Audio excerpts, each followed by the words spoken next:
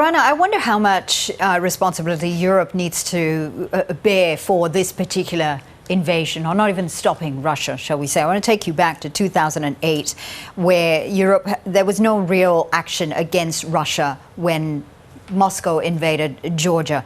2014, there was the annexation of Crimea. Again, we didn't see any real hard line taken by Europe against Moscow then again. So what does that actually say, one, about Russia's own influence and Europe's own power?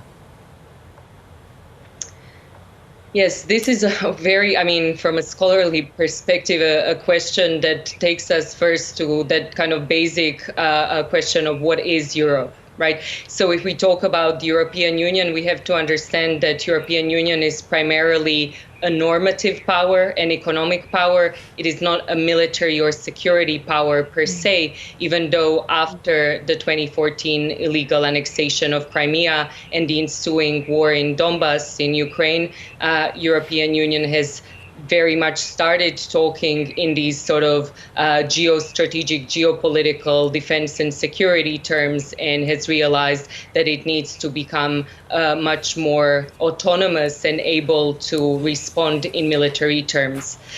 If we talk about Europe and European security in the context of NATO, then this is sort of the question of what it is that NATO, for instance, as a transatlantic alliance, can do when it comes to non-members, right, to partners such as Ukraine or Georgia. And we are seeing really what's being put to the test is the assumption that the international system is predicated on norms of sovereignty and of peace among nations, right, coming from the United Nations Charter that's being now brutally put to a test.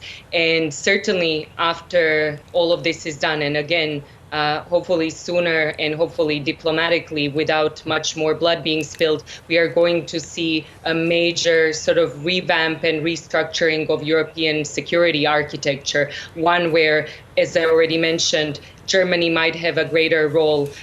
We might see maybe even new member states entering, and certainly a push to do something at the international level more broadly, with the UN Security Council that is essentially left stranded and blocked given the veto power that Russia wields.